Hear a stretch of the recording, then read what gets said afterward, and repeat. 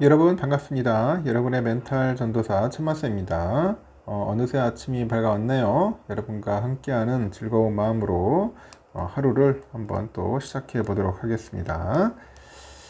저는 법륜 스님에 관련된 이야기가 참 와닿더라고요.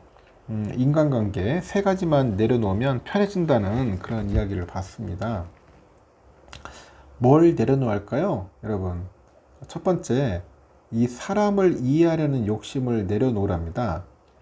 이해하려는 욕심. 이해가 안 되는 사람이 있다면 왜 저래? 대신 그럴 수 있지라고 한번 생각해 보세요. 타인을 억지로 이해하려기 하기보다는 있는 그대로 인정하면은 오히려 마음이 가벼워집니다. 두 번째는 정답이 있다. 그런 고집을 내려놓자는 거죠. 정답이 있다. 이 사람들에게는 저마다 각자의 사고방식이 있어요. 사고방식이. 나에게는 정답이지만 남에게는 정답이 아닐 수도 있다는 겁니다. 내가 맞다는 생각은 관계를 좀 힘들게 할 뿐이죠. 세 번째는 평생 인연이 있다는 생각을 내려놓으라는 겁니다. 평생 갈 것 같은 사람이 한순간에 헤어질 수도 있고요. 가볍게 스치던 만났던 사람이 오랜 세월 함께 할 수도 있어요. 사람에게 매달리지 맙시다. 올 사람은 오게 돼 있고 떠날 사람은 떠나게 돼 있습니다. 사람은 결코 다른 사람을 바꿀 수 없어요. 타인에게 갖는 기대도 미련도 돌아보면 모두 욕심일 뿐입니다. 남을 바꾸려 애쓸 시간에 나로 사는 일에 집중을 하자는 거죠. 내 삶에 집중하다 보면 좋은 인연만이 저절로 내 곁에 남게 될 겁니다. 알겠죠? 하여튼 법륜 스님이 이야기한 거 잘 실천해서 여러분들도 인간관계가 조금 윤택했으면 좋겠다. 그러면은 한번 볼까요? 다양한 소식들이 있는데 삼성 관련된 소식도 있고 한번 보도록 하겠습니다. 지금 IFA 관련된 이야기들이 좀 있네요. 지금 보니까 올해로 한 101주년을 맞는 유럽 최대 가전전시회 IFA 2025가 오는 5일에 독일 베를린에서 막을 올립니다. 벌써 101주년이네요.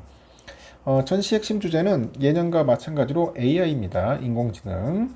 삼성전자, LG전자 등 주요 국내 기업들은 소비자가 일상 속에서 체감할 수 있는 AI 신가전을 선보이고 생활 속으로 들어온 AI 가전의 모습을 강조할 계획이라고 합니다.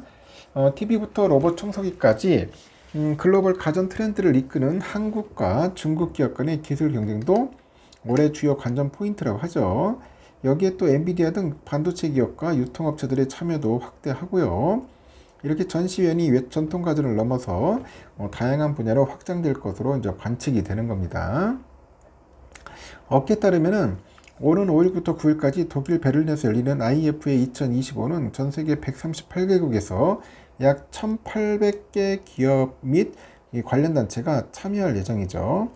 올해 전시 키워드는 크게 AI 신가전, 한중가전 강자들의 기술력의 대결과 반도체 유통업체 등 다양한 영역으로 전시 예외 확장 등으로 이제 요약이 되는 거죠. 가장 중심적인 기술 키워드가 단연 AI입니다.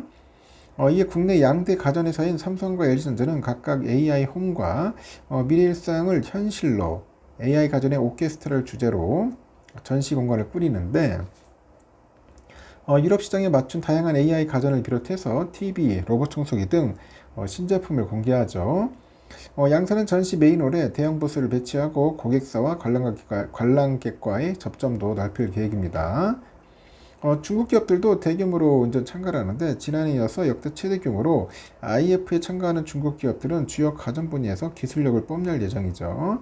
하이센스와 TCL은 AI 기술을 기반으로 한 미니 발광 다이오드 TV 제품을 선보입니다.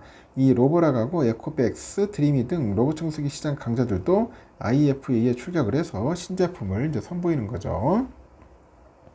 올해 IFA에서는 전통가전 기업뿐 아니라 반도체 유통업계의 활약도 한층 두드러질 건데 이 반도체 기업에서 엔비디아가 컨슈머 테크의 데모 쇼케이스를 열고요. 게이밍 AI 분야 최신 기술을 발표하고 참석자들이 직접 경험할 수 있을 예정인데 유통업계 네트워킹 자리 마련을 위해서 올해 처음으로 IFA에서는 리테일 리더스 서밋도 개최가 되죠.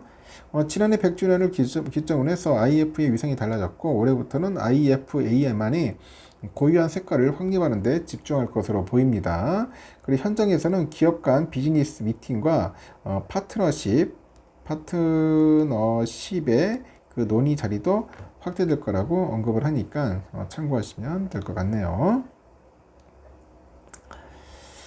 그리고 그 트럼프 행정부가 돌연 삼성과 하이닉스 중국 공장에 반도체 장비 반입에 제동을 걸어요.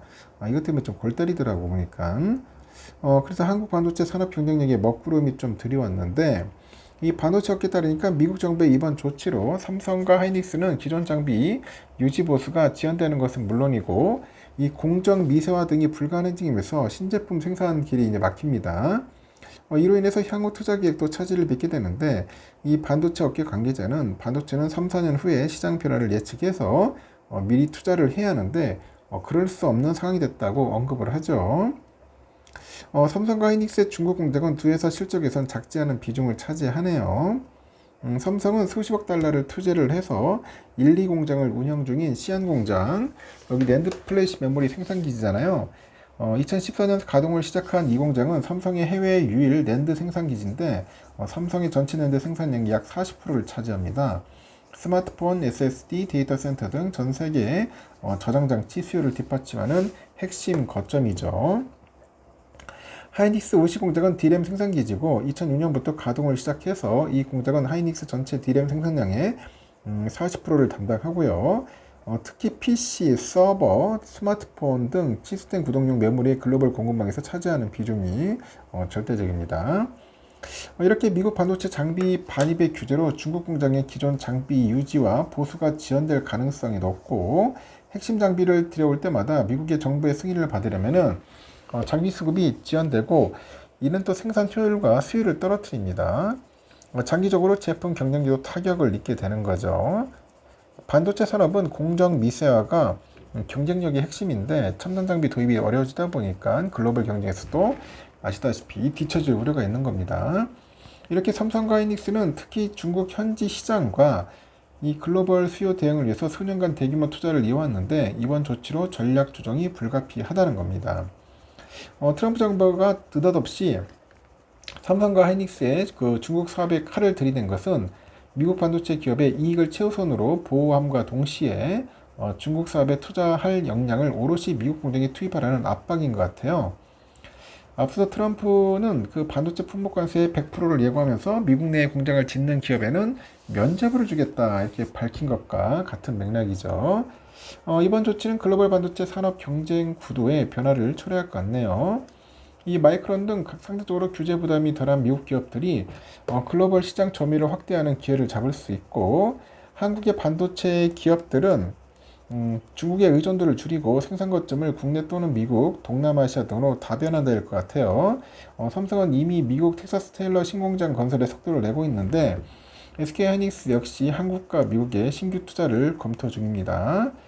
반면에 미국의 규제를 받지 않는 중국 내 토종 반도체 기업들이 장비 국산화를 가속화할 가능성도 있어요. 그래서 산업통상자원부는 조만간 국내 반도체 기업들과 간담회를 열어서 반도체 장비하고 중국 반입 규제와 관련해서 민관 합동 대응 방안을 모색할 예정이라고 합니다. 빨리 잘했으면 좋겠네요. 이거 어떻게든지 잘 대응을 해가지고 삼성과 하이닉스가 좀 피해를 안 봤으면 좋겠습니다. 자꾸 미국 애들이 또라이짓을 해가지고 트럼프가 참 힘드네요. 하여튼 여기까지 하겠습니다. 여러분 좋은 하루 보내시고 또 새로운 소식 있으면 전달드리도록 하겠습니다.